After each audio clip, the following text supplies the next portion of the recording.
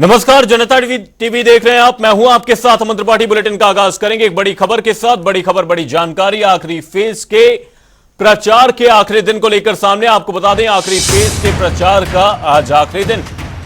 आज शाम 6 बजे प्रचार का शोर थम जाएगा। स्टार कैंपेनर इसी बीच धुआंधार प्रचार करते हुए नजर आएंगे। अंतिम चरण के लिए 1 जून को मतदान होना है। आखिरी फेज में उत्तर प्रदेश की 13 सीटों पर मतदान होता नजर आएगा। अंतिम चरण में देश की 57 सीटों पर मतदान होने।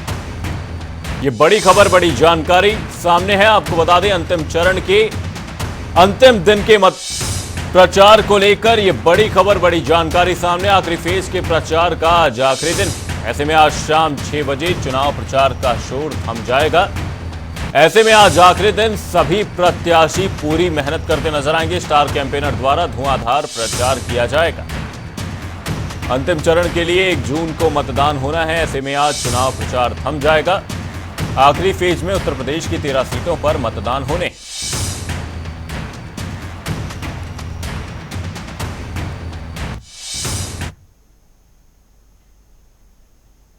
बुलेटिन में रुक करेंगे अगली बड़ी खबर की ओर। बड़ी खबर, बड़ी जानकारी सीएम योगी के हिमाचल और पंजाब दौरे को लेकर सामने। सीएम योगी आदित्यनाथ आज हिमाचल प्रदेश और पंजाब के दौरे पर रहेंगे। हिमाचल प्रदेश के मंडी हमीरपुर लोकसभा में रैली करते नजर आएंगे। वहीं पंजाब के आनंदपुर साहिब और लुधियाना में सीएम योगी की जनसभा प्रस्तावित। सीएम योगी के आज के कार्यक्रमों को लेकर यह बड़ी खबर, बड़ी जानकारी सामने। सीएम योगी आज हिमाचल और पंजाब का दौरा करते नजर आएंगे। इस दौरान सीएम योगी पंजाब के आनंदपुर साहिब और लुधियाना में जनसभा करेंगे। वहीं हिमाचल की अगर बात करें तो हिमाचल के मंडी और हमीरपुर में सीएम योगी प्रचार प्रसार करते नजर आएंगे। हिमाचल प्रदेश के मंडी और हमीरपुर लोकसभा में सीएम योगी की रैली प्रस्तावित है। वहीं पंजाब के आनंदपुर साहिब और लुधियाना में भी जनसभा को संबोधित करते सीएम योगी आदित्यनाथ नजर आने वाले। आपको बता दें, लोकसभा चुनाव के 7वें और अंतिम चरण के प्रचार प्रसार के लिए सीएम योगी आदित्यनाथ आज पंजाब और हिमाचल प्रदेश के दौरे पर रहेंगे।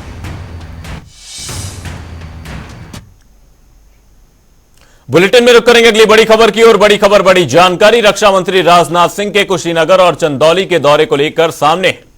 राजनाथ सिंह का कुशीनगर और चंदौली दौरा प्रस्तावित है। 11 बजे कुशीनगर के रामकोला में जनसभा करते नजर आएंगे। 2 बजे चंदौली के गांधी स्मारक कॉलेज में उनकी जनसभा प्रस्तावित। वहीं 4 बजे चंदौली के सैयद राजा में भी जनसभा करते रक्षा मंत्री राजनाथ सिंह नजर आने वाले। ये बड़ी खबर, बड़ी जानकारी राजनाथ सिंह के कुशीनगर और चंदौली दौरे को लेकर सामने है। लोकसभा चुनाव के 7वें यानी अंतिम चरण में आज प्रचार प्रसार करते राजनाथ सिंह नजर आएंगे। इसी खबर पर कुशीनगर से हमारे सहयोगी आदित्य पांडे हमारे साथ जुड़े हुए हैं। आदित्य, आपसे जानना चाहेंगे, रक्षा मंत्री राजनाथ सिंह आज कुशीनगर के दौरे पर रहने वाले हैं। क्या कुछ है पूरी जानकारी और किस तरह से पूरी तैयारियों को देख पा रहे हैं? जी, जैसा कि आपको बता दें कि आज कुशीनगर के रामकोला में रक्षा मंत्री राजनाथ सिंह आएंगे और विजय दुबे के पक्ष में अपना समर्थन मांगेंगे। आपको बताते चले कि रामकोला के जूनियर हाई स्कूल में 11 बजे के करीब उनकी चुनावी जनसभा होगी और उसमें भाजपा के प्रत्याशी विजय कुमार दुबे के पक्ष में समर्थन मांगेंगे। अगर सुरक्षा व्यवस्था की बात करें तो यहाँ सुरक्षा व्यवस्था को लेकर के आसपास के जिले की रिपोर्ट मंगाई गई है और पूरी तरह से सुरक्षा लगाई गई है। कस्या से आने वाले मार्ग पर भी पुलिस फोर्स लगाई गई है ताकि कहीं भी सुरक्षा में चूक न हो। और यहाँ की जो पुलिस प्रशासन है वो पूरी तरह से अलर्ट है और रक्षा मंत्री राजनाथ सिंह को लेकर के पूरी तरह से जांच हो रही है और पुलिस फोर्स आसपास भी लगाई गई है जहाँ कहीं भी सुरक्षा में चूक न हो सके। जी, साथ ही आदित्य, आपसे जानना चाहूंगा कुशीनगर में किस तरह के सियासी समीकरण बनते हुए नजर आ रहे हैं, क्योंकि अंतिम चरण में चुनाव होने हैं और साथ ही भारतीय जनता पार्टी की ओर से अंतिम चरण की सभी सीटों पर जीत का दावा भी कर दिया गया है। जी, जैसा कि कुशीनगर का अगर हम बात करें तो कुशीनगर में त्रिकोणीय लड़ाई दिख रही है जहां पे स्वामी प्रसन्न मौर्य और गठबंधन सहित भाजपा के प्रत्याशी चुनाव मैदान में लड़ाई लड़ रहे हैं। अगर यहाँ शीर्ष नेताओं की बात करें तो लगातार कुशीनगर में भाजपा के शीर्ष नेताओं का दौरा हो रहा है और अपने प्रत्याशी को जिताने की कोशिश कर रहे हैं। तो कहीं ना कहीं भाजपा के प्रत्याशी को जिताने के लिए भाजपा के सभी लोग लगे हुए हैं। वही गठबंधन भी कम नहीं है। यहाँ पिंटू सिंह सेठवार चुनाव लड़ रहे हैं और पिंटू सिंह सेठवार में चुनाव के लिए मैदान में है जिसमें भाजपा के प्रतिद्वंदी हैं और यहाँ के अखिलेश यादव भी दौरा किए हैं। साथ ही साथ डिम्पल वादी भी यहाँ आकर रोड शो कर चुकी हैं। तो कहीं ना कहीं गठबंधन के जो प्रत्याशी हैं वो अभी कम नहीं दिख रहे हैं। अगर बात करें स्वामी प्रसाद मौर्य का, तो स्वामी प्रसाद मौर्य में कुशवाहा वर्ग का वोट जो दिख रहा है वह प्लस पॉइंट में जा रहा है। साथ ही साथ जो गठबंधन के सहतवाद जो वोटर हैं वो अभी पिंटू सिंह सहतवाद को वोट देंगे। तो कहीं ना कहीं त्रिकोणीय लड़ाई दिख रही है। अब जीत किसकी होगी तो 4 जून को ही पता चलेगा। जी, रक्षा मंत्री राजनाथ सिंह कुशीनगर और चंदौली के दौरे पर रहने वाले हैं। बहुत बहुत धन्यवाद आदित्य तमाम जानकारी के लिए। इस दौरान कुशीनगर के रामकोला में चुनाव प्रचार करते नजर आएंगे, वहीं चंदौली में भी उनकी जनसभा इस दौरान प्रस्तावित। 11 बजे कुशीनगर के रामकोला में चुनावी जनसभा करते रक्षा मंत्री राजनाथ सिंह नजर आने वाले हैं। 2 बजे चंदौली के गांधी स्मारक में जनसभा करते नजर आएंगे। वहीं 4 बजे चंदौली के सैयद राजा में भी उनकी जनसभा प्रस्तावित है।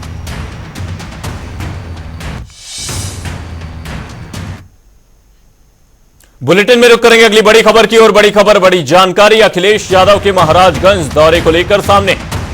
आज महाराजगंज के दौरे पर रहेंगे अखिलेश यादव। किसान डिग्री कॉलेज में चुनावी जनसभा करते नजर आएंगे। इंडिया गठबंधन के प्रत्याशी के पक्ष में ये प्रचार प्रसार रहने वाला है। वीरेंद्र चौधरी इंडिया गठबंधन के प्रत्याशी। ये बड़ी खबर बड़ी जानकारी आपको बता रहे हैं। सपा प्रमुख अखिलेश यादव आज महाराजगंज के दौरे पर रहने वाले हैं। ऐसे में इंडिया गठबंधन के प्रत्याशी के पक्ष में प्रचार करते नजर आएंगे। किसान डिग्री कॉलेज में चुनावी जनसभा रखी गई, जिसे संबोधित करते हुए अखिलेश यादव नजर आने वाले हैं। इंडिया गठबंधन के प्रत्याशी के पक्ष में प्रचार प्रसार करेंगे। वीरेंद्र चौधरी को इंडिया गठबंधन के प्रत्याशी के तौर पर चुनावी मैदान में उतारा गया है, जिनके समर्थन में आज अखिलेश यादव महाराजगंज में जनसभा करते नजर आएंगे। किसान डिग्री कॉलेज में उनकी चुनावी जनसभा रखी गई है। ये बड़ी खबर बड़ी जानकारी। इंडिया गठबंधन के प्रत्याशी के पक्ष में सपा प्रमुख अखिलेश यादव प्रचार प्रसार करते नजर आएंगे। ये बड़ी खबर बड़ी जानकारी अखिलेश यादव के महाराजगंज दौरे को लेकर सामने। अखिलेश यादव महाराजगंज के दौरे पर रहने वाले, जहां किसान डिग्री कॉलेज में चुनावी जनसभा प्रस्तावित है, जिसे संबोधित करते अखिलेश यादव नजर आने वाले।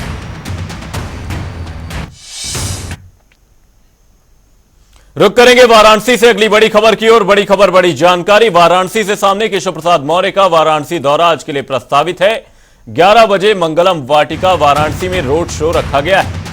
वहीं 1 बजे छितोपुर में विशिष्ट जनों की बैठक लेते केशव प्रसाद मौर्य नजर आएंगे। वहीं 3 बजे मड़ुआदी में विशिष्ट जनों से संवाद करते नजर आने वाले। ये बड़ी खबर बड़ी जानकारी आपको बता रहे हैं। केशव प्रसाद मौर्य का वाराणसी दौरा आज के लिए प्रस्तावित है। डिप्टी सीएम 11 बजे मंगलम वाटिका में रोड शो करते नजर आएंगे।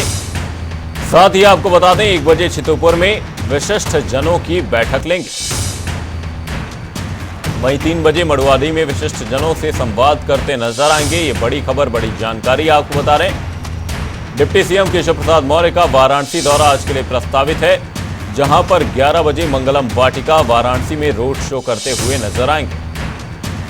वहीं 1 बजे छितोपुर में विशिष्ट जनों की बैठक लेते नजर आएंगे। साथ ही मड़ुआडी में 3 बजे विशिष्ट जनों के साथ संवाद करते नजर आने वाले।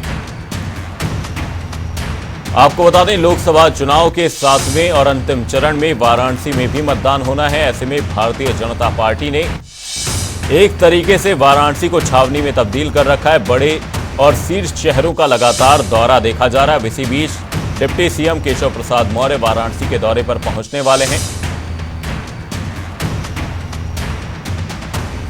इसी खबर पर तमाम जानकारी के साथ वाराणसी से हमारे सहयोगी धर्मेंद्र चौबे हमारे साथ जुड़े हुए। धर्मेंद्र जी, आपसे जानना चाहेंगे डिप्टी सीएम केशव प्रसाद मौर्य आज वाराणसी के दौरे पर रहने वाले हैं, क्या कुछ पूरी जानकारी सामने? देखिए, फिलहाल महत्वपूर्ण यह है कि केशव प्रसाद मौर्य आज चुनाव प्रचार का अंतिम दौर है और अंतिम दिन भी है। तो देर शाम तक निर्वाचन अधिकारी ने यह भी गाइडलाइन जारी की है कि सभी लोग, जो लोग आवश्यक है, बाहरी लोग हैं, वो जिले से बाहर हो जाए। तो कहीं न कहीं जो चुनाव का अंतिम दौर है, अंतिम समय है, उसके लिए डिप्टी सीएम केशव प्रसाद मौर्य पहुंचे और वाराणसी में तमाम जगहों पे जनसंपर्क करेंगे। क्योंकि गर्मी ज्यादा है, इसको देखते हुए जनसंपर्क का प्रोग्राम बनाया गया है और घर घर जाकर वो जनसंपर्क कर लोगों को मतदाता जागरूकता के लिए कहेंगे और प्रधानमंत्री को ज्यादा से ज्यादा वोटों से विजयी बनाने की अपील भी करेंगे। डिप्टी सीएम केशव प्रसाद मौर्य ने कल भी दौरा किया था और उन्होंने अखिलेश यादव पर भी तंज कसा था कि अखिलेश यादव का चौका लगा चुके हैं। केशव प्रसाद मौर्य अखिलेश यादव को बताया कि बयान वीर है। तो तमाम ऐसे आरोप प्रत्यारोप जो है वो दौर चल रहा है। और आज केशव प्रसाद मौर्य वाराणसी के तमाम जगहों पे जाएंगे और लोगों से प्रधानमंत्री के वोट की अपील करेंगे और ज्यादा से ज्यादा वोट परसेंट की बात करेंगे कि वोट परसेंट पड़े, क्योंकि गर्मी है ज्यादा, लगभग 47.4 टेम्परेचर है वाराणसी का। और इसमें टेम्परेचर को लेके भारतीय जनता पार्टी की तरफ से मैं एक चीज बताना चाहूंगा, और वहीं डिप्टी सीएम के भी सामने बात रखी गई है कि जो निर्वाचन आयोग है उसका भी समय थोड़ा बढ़ाया जाए, जिससे कि वोट परसेंट पे प्रभाव न पड़े। तो कहीं न कहीं वाराणसी में आज केशव प्रसाद मौर्य का पूरा जो दौरा है अंतिम दौरा माना जा रहा है और प्रधानमंत्री के लिए वोट की अपील करते हुए वाराणसी के तमाम जगहों पे नजर आएंगे। उनकी प्रोटोकॉल के हिसाब से कई ऐसे जगह निर्धारित किए गए हैं जहां पे वो जनसंपर्क करेंगे और लोगों को वोट के लिए अंतिम दौर पे जागरूक करेंगे। अमन जी, 11 बजे मंगलम वाटिका वाराणसी में रोड शो करते हुए डिप्टी सीएम केशव प्रसाद मौर्य नजर आएंगे। बहुत बहुत धन्यवाद धर्मेंद्र जी तमाम जानकारी के लिए। 1 बजे छेतोपुर में वरिष्ठ जनों की बैठक लेते नजर आएंगे। 3 बजे बड़वादी में विशिष्ट जनों के साथ संवाद करते नजर आएंगे। केशव प्रसाद मौर्य का वाराणसी दौरा आज के लिए प्रस्तावित है।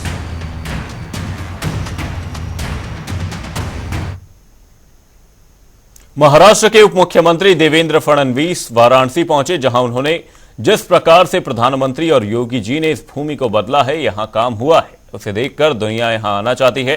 साथ ही देवेंद्र फडणवीस ने कहा कि यहां प्रचार करने की आवश्यकता नहीं है, यहां लोग मोदी जी को आशीर्वाद देना चाहते हैं। बहुत उत्साह है और वैसे भी ये पुण्य नगरी है, बाबा विश्वनाथ की नगरी है। और जिस प्रकार से प्रधानमंत्री जी ने और योगी जी ने इस भूमि को बदला है, जिस प्रकार से यहाँ पर काम हुआ है, उसको देखने के बाद दुनिया यहाँ आना चाहती है और यहाँ का उत्साह देखकर मैं भी बहुत अभिभूत हूँ। लेकिन 7वें चरण में जिस तरह से बीजेपी ने पूरी जान लगा दी है, बनारस में तमाम तरह के नेता मंत्री हैं, विपक्ष कह रहा है कि बीजेपी डरी हुई है। देखिए, यहाँ प्रचार करने की आवश्यकता नहीं है। यहाँ लोग मोदी जी को आशीर्वाद देना चाहते हैं और मैं तो ऐसा मानता हूँ कि भारतीय जनता पार्टी चूंकि अपने वोटर को सर्वोपरि मानती है, इसलिए हम उनका आशीर्वाद मांगते हैं। वैसे लोगों ने तय कर दिया, कोई आए नहीं आए, कोई मांगे नहीं मांगे, लोग तो मोदी जी के साथ है, आशीर्वाद तो देने वाले। सर अभी तक कहां तक देख रहे हैं 405 की बातें की जा रही है? देखिए, बहुत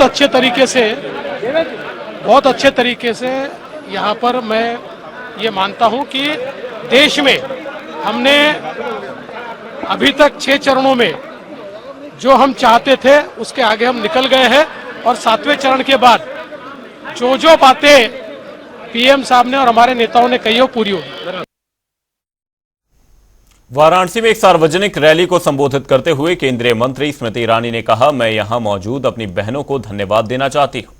आपने जिस सांसद यानी पीएम मोदी को चुना, उन्होंने पूरे देश में महिलाओं के लिए कल्याणकारी कार्य किए।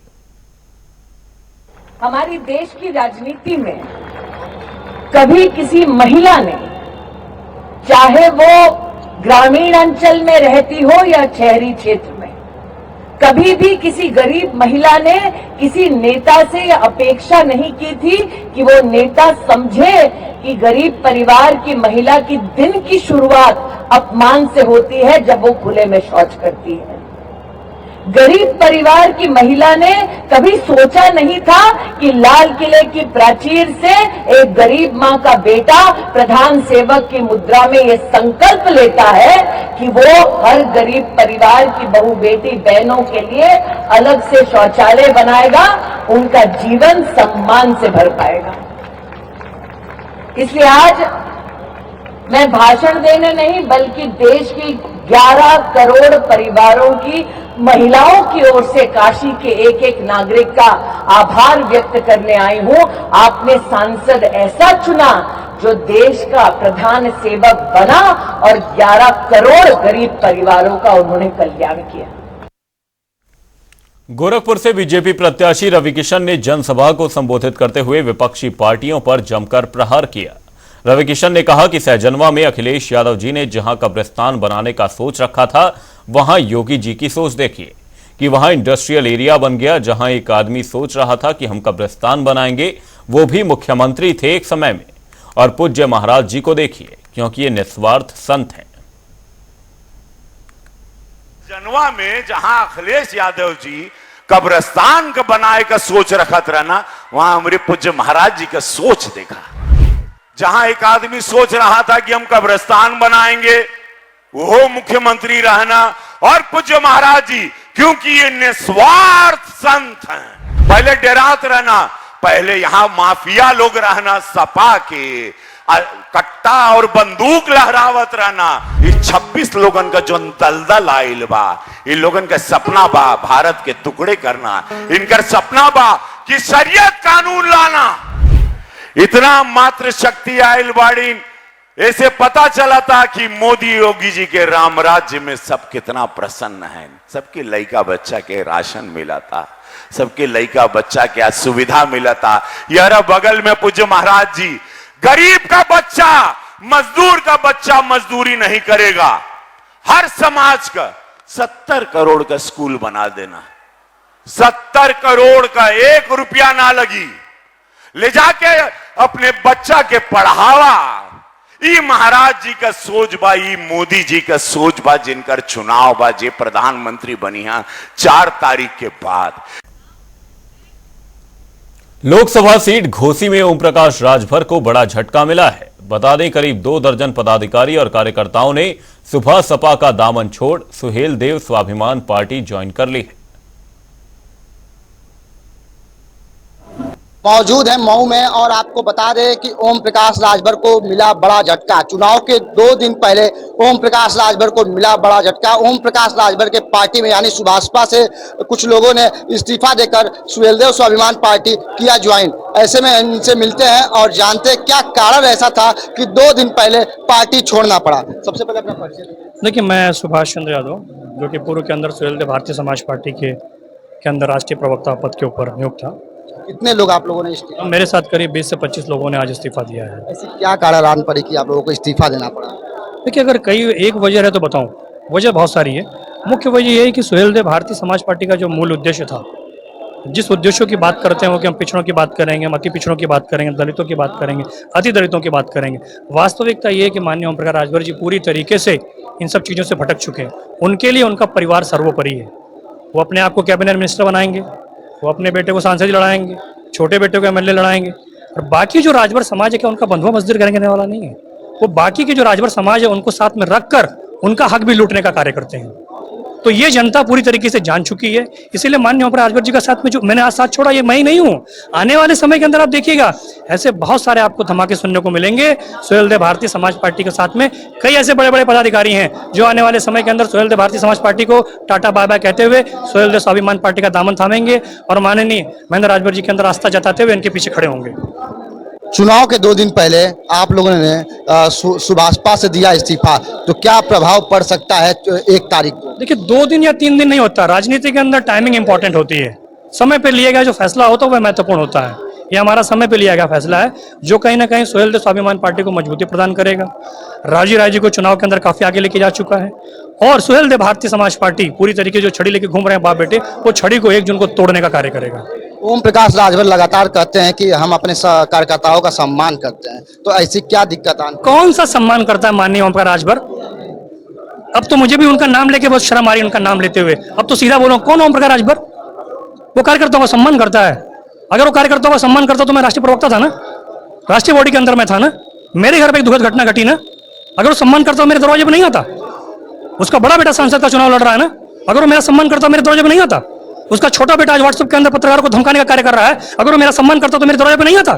ये दिखाने का सम्मान करते हैं, ये झूठे हैं, और इनका झूठ उत्तर प्रदेश की जनता जान चुकी है और लतिया के भेजने वाली है इनको यहाँ से घोसी से। तो 4 तारीख के बाद ओम प्रकाश राजभर कहाँ जाएंगे? ओम प्रकाश राजभर देखिए कहाँ जाएंगे पूछेगा, लेकिन मुझे समझता है कि बचा कुचा जो उनके पास बनारस से जाएंगे वो जाके। वो फतेहपुर खौदा ऑटो चलाते थे ना, जाके कहता कौन ऑटो खोजें पुरान, वो चलावे शुरू करा जाके। तो हमारे साथ सुहेलदेव स्वाभिमान पार्टी के राष्ट्रीय अध्यक्ष भी मौजूद है, हम इनसे जानते हैं। सबसे पहले आप अपना परिचय बता दें। परिचय बार बार बताना पड़ेगा? सबसे पहले तो मैं आपका धन्यवाद करता हूं। रहा सवाल परिचय का, तो मेरा नाम है महेंद्र राजभर, सुहेलदेव स्वाभिमान पार्टी अध्यक्ष।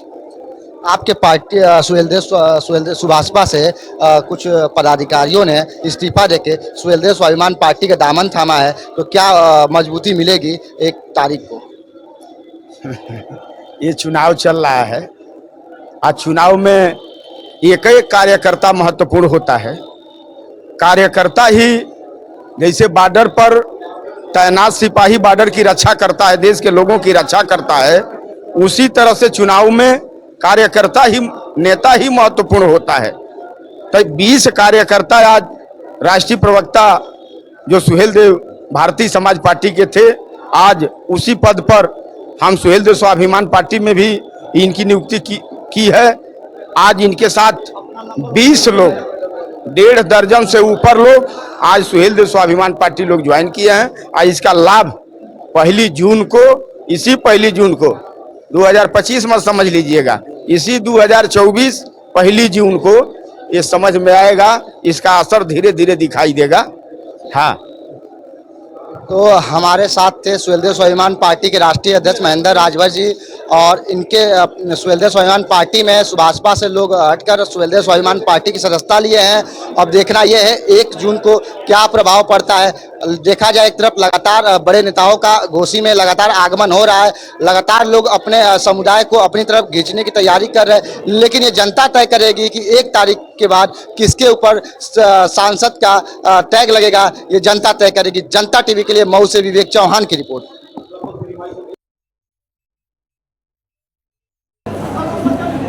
वही तो मेन है, यही मैं ना, इनका बारिश हो गया है। अच्छा। बुलेटिन में रुक करेंगे 2 मिनट में 10 बड़ी खबरों की ओर। महोबा में संविदा के नाम पर 25,000 रुपए रिश्वत की मांग, विद्युत विभाग के एसडीओ का वीडियो वायरल, पीड़ित आवेदनकर्ता ने अधिकारियों से की शिकायत। महोबा में खेत में पेड़ से लटका मिला महिला का शव, सूचना पर पहुंची पुलिस ने शव को कब्जे में लेकर शुरू की जांच। मैनपुरी में रिक्शा चालक के जरिए सवारी को नशे की गोली खिलाकर 40,000 की चोरी, पुलिस ने मामले में केस दर्ज कर आरोपी को किया गिरफ्तार। कानपुर देहात में फैक्ट्री में लगी भीषण आग, सूचना मिलने पर मौके पर पहुंची पुलिस और फायर विभाग की टीम, कड़ी मशक्कत के बाद आग पर पाया काबू। नोएडा में पुलिस ने 5 अभियुक्तों को किया गिरफ्तार, लोगों का अकाउंट इस्तेमाल कर करते थे धोखाधड़ी का काम। अलीगढ़ में भीषण गर्मी से राहगीरों को राहत दिलाने के लिए नगर निगम की पहल, चौराहे पर लगी लाल बत्ती पर धूप से राहत दिलाने के लिए लगाए हरे टैंक। बुलंदशहर में बढ़ती गर्मी से बचाव के लिए सड़कों पर उतारी गई फॉग मशीन, सड़कों पर कराई पानी की बौछार, आज शहर में 45 डिग्री है तापमान। नोएडा में बढ़ते तापमान के बीच मौसम ने ली करवट, हल्की धूप के बीच हुई तेज बारिश, लोगों ने ली राहत की सांस। युवती की दोनों हाथ की नसें काटकर पेड़ पर लटका है शव, वारदात से गांव में मचा हड़कंप, मौके पर पहुंचे एसपी, मामले में जांच पड़ताल चली। मिर्जापुर में ट्रैक्टर से चारपाई में लगी हल्की टक्कर, दबंगों ने ट्रैक्टर चालक को जमकर पीटा, हुई मौत, पीड़ितों की शिकायत पर पुलिस ने मुकदमा लिखने से किया इनकार।